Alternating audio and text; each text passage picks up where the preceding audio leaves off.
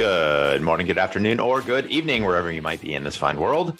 You are listening to the Startup Selling Show, talking sales with Scott Sambucci. That's me. Today is part two of our Daily Dose series, talking about the 10 sales rules, the 10 first principles that startup founders can use right now to get back to basics, get more control of their sales process, and more control of how their year is going to go. So in the first installment, if you missed it, do a quick recap. One of the things I have been doing over the course of the last couple of weeks is really just, in addition to all the work we do with clients every day in our coaching program, is observing what's going on in the rest of the marketplace. I'm pretty active on LinkedIn. And one of the things I like to do is I'm lurking on LinkedIn, is really kind of getting a feel for what the tenor is out there when it comes to sales, when it comes to startups. And there's the obvious trends that we all know with investors pulling back and general economic slowdowns. And there's a lot of trepidation, from the general sales profession. I'm seeing posts about, the number of sales reps that made quota last year, and it was like 49%, or the number of sales reps that have lost their jobs and all of the tech pullbacks. And look, these are all real things that are affecting people in their real lives every day. As a startup founder, we need to be clear that while these macro effects are impacting the marketplace, they might be impacting your industry, they might make an impact to your business.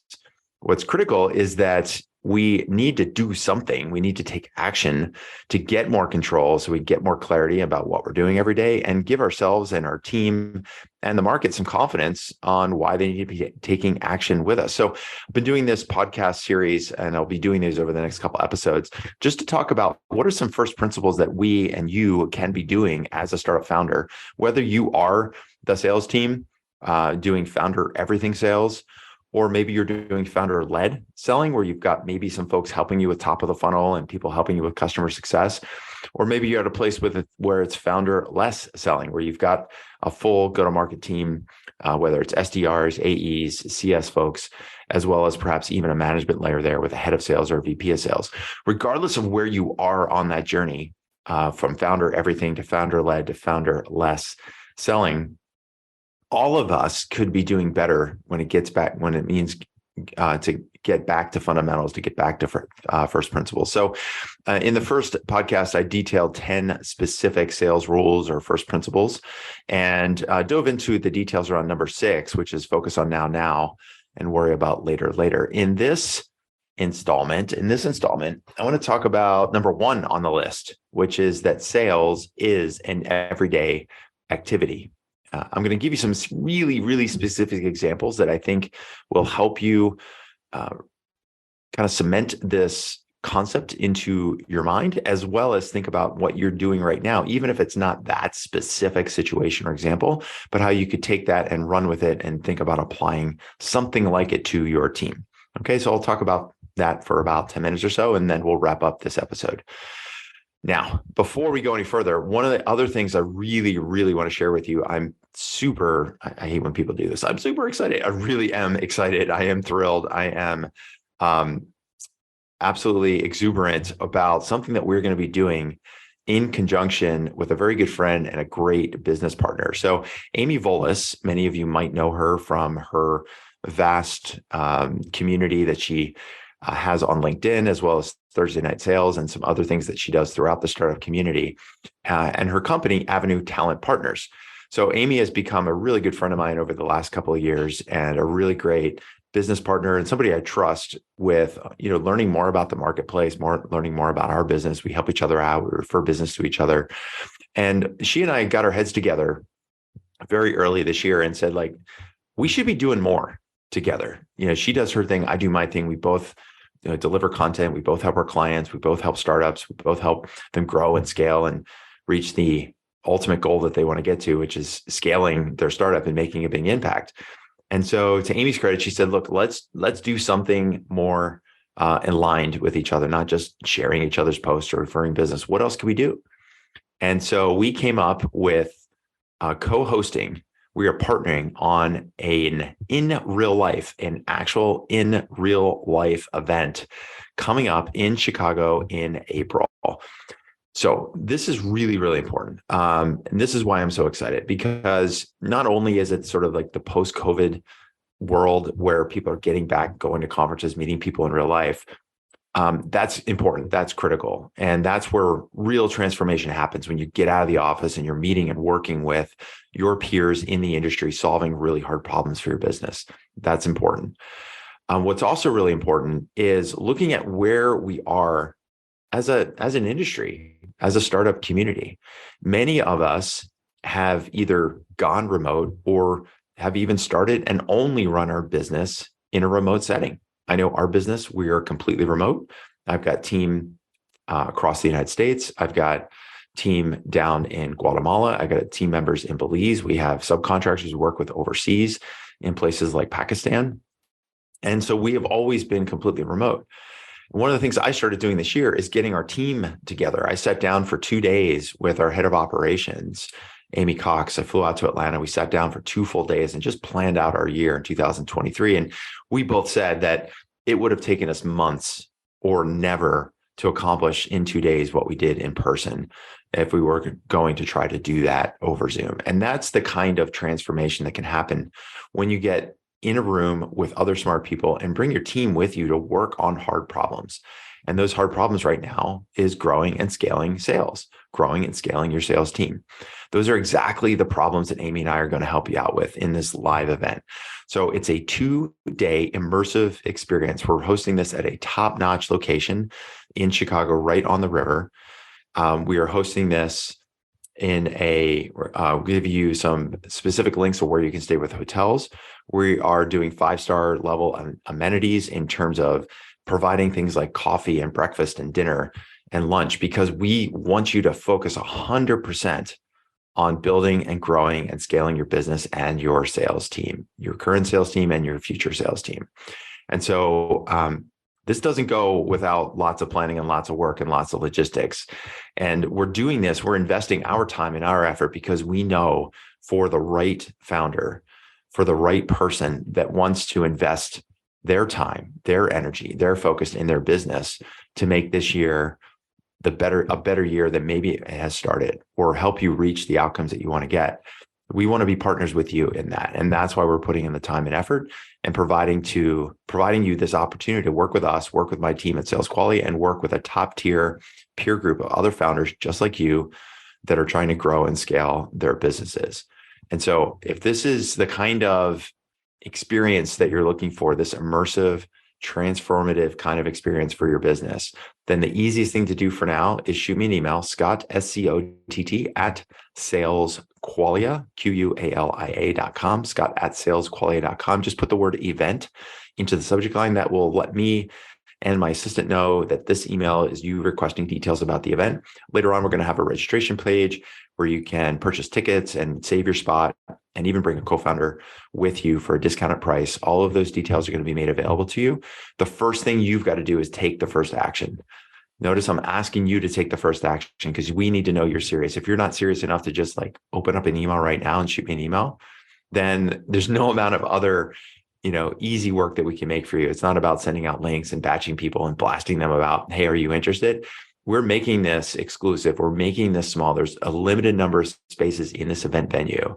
There's a limited number of spots that we're making available because we want this to be transformative, because this is going to be immersive, because you're going to be working closely with Amy and me and my team and your peer group. So if this sounds like something that might be right for you, then I want you to shoot me an email, Scott at salesqualia.com.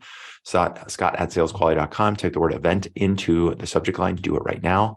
And then I will send you the rest of the details. Okay. Now, let's talk about first principles, and specifically, let's talk about this idea that sales is an everyday activity. So the genesis for this really comes down to a couple of key things. So oftentimes when I work with startup founders and work with their early stage teams, there is, ebbs and flows when it comes to their ability or willingness to focus on sales. It might be a situation where they decide to book a booth at a conference or 2 or 3 in a row over the course of a month, or they've got other specific lead generation activity. Maybe they're outsourcing. They're trying to like outsource their lead generation by hiring an SDR outsourcing firm to batch and blast people. Or there's some other mechanism that's saying, hey, like for now, we're going to focus on sales. And that's okay. Like that's good to have those forcing functions, whether you're, investing in these conferences or investing in a salesperson or investing in trying to get some help with marketing and lead gen, right? That's important. However, those alone are not scalable. Those alone are not the true fundamentals when it comes to organizing and helping your company and your team think about sales each and every day. And that's why one of the first principles that I talk about is that sales is an everyday activity. And this is where I'm going to give you a couple of examples. And as I'm giving you these examples, I want you to think about what you could be doing to take these principles and put it to work yourself as a founder, and how you can take this as some ideas to transfer to your team to help them implement with you. So example number one, when I say sales is an everyday activity, one of the things we sort of joke with, but also not so jokingly, is when we're talking to the founders in our coaching program. Even if they have a couple SDRs, even if they have a full sales team, we'll ask them, hey, did you do your 20? Are you doing your 20 every day? And when I mean, are you doing your 20? It's 20 touches. It's so easy in today's world for us, even as individual founders, even if we have a team, to go to LinkedIn and send out 20 personalized connection requests. It's so easy for us to go back through our emails and look for people that have maybe been interested in our product. Maybe we did a demo for them way back in the fall, but ever since then, maybe that person went dark, or maybe they were interested, but they never really pulled through into the sales pipeline. It's so easy to find 20 of those people and make those your touches. It's easy to ask clients for referrals and come up with 20 requests. Like finding 20 people to contact each and every day should be so easy. And the benefits by doing this, it's making it a priority. It's before you open up your email and get lost in all the stuff that your engineering team might have been batching to you overnight. It's before you get mired in the internal meetings or mired in thinking about budgets and pitch decks and other things that you're doing every day. It's literally blocking out that first hour of your day and say, today, before I do anything else, I'm going to do my 20 and block out 45 minutes or an hour and do those 20 touches. And so whether it's you as a founder or also going to your sales team, if you have SDRs or AEs or even CS people, and saying, look, are you doing your 20 every day?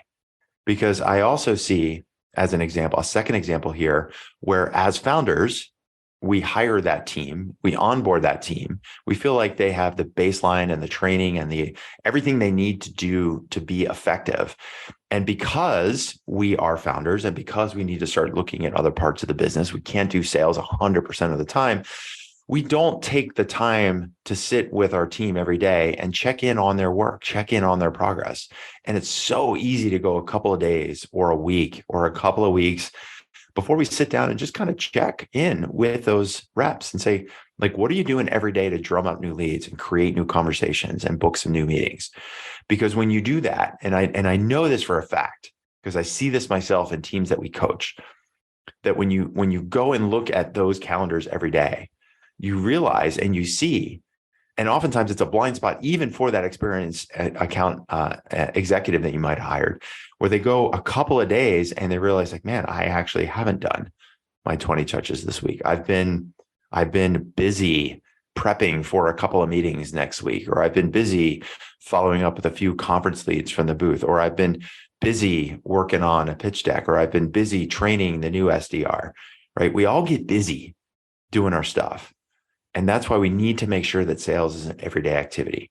Those really simple blocks of time are what shows us and ourselves and our market that we are serious about helping them in the pursuit of helping them solve the problems that we solve. And for us as a team, as a culture, saying sales is an everyday activity, right? So take an analogy. What if I said that you had a team of engineers, and after you checked in with those engineers after, a couple of days or a couple of weeks, you found out that none of those engineers had actually pushed any code or fixed any bugs? You're like, okay, that's kind of strange. Like, it's kind of what you're supposed to be doing, right? Is working on the code base or working on features or working on bugs.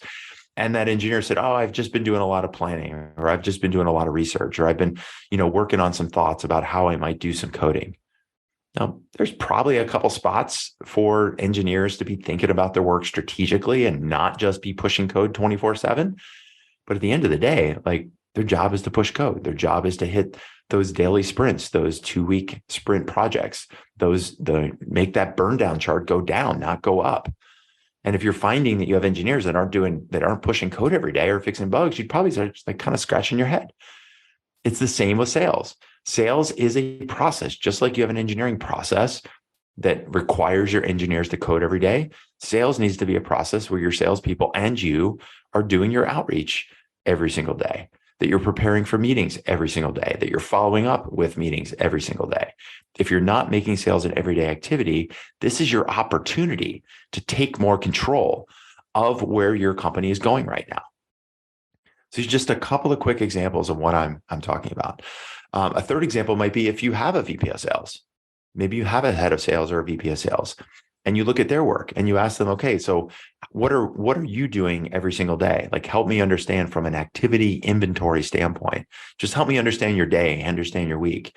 And if that VP of sales says, well, I've been, working on the CRM or trying to marry up how we're using Apollo and making sure that data integrates with Salesforce, or I've been, running reports and doing dashboards and setting up reporting in Salesforce. But at the end of the day, what if that VP of sales wasn't sitting on a couple of calls with their sales reps to look for opportunities to train? Or what if that VP of sales wasn't sitting in on some of those key meetings that your account executives are having with those key customers? Because I've been too busy for that. I just figured they could handle it, right? So again, sales is an everyday thing. I want to stress, like, I know those other things are important. It can't always be send email, send LinkedIn, make phone call, meeting. There's other things that do need to happen every single day, especially for your managers, like your head of sales, your VP of sales, for you as a founder. And we also need to make daily sales activity part of the culture. And this is ultimately my challenge to you. And this is what I want you to take away from this particular podcast episode is I want you to think about, like, what could you be doing every day for the next 10 days? Set up a 10-day challenge for yourself to do your 20 every day for the next 10 days.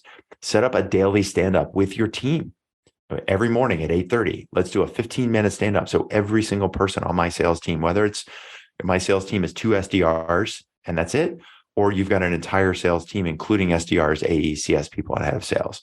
Like, let's sit down and let's all decide what is exactly the sales activity we are going to be doing today individually, commit to that. And then at the end of the day, everyone reports on it. If you were to do that every day for 10 days, I absolutely positively guarantee you that, number one, you're going to have more leads in the top of the funnel. Number two, you're going to have more meetings with those deals in the pipeline. And number three, you're going to have more of those late stage customer conversion conversations and even the opportunity to look for upsells and resells from your existing customers, because those are a source as well. So that's my challenge. That's my takeaway. That's how you can implement one of these principles that I'm sharing with you. This first principle of sales being an everyday activity. Okay.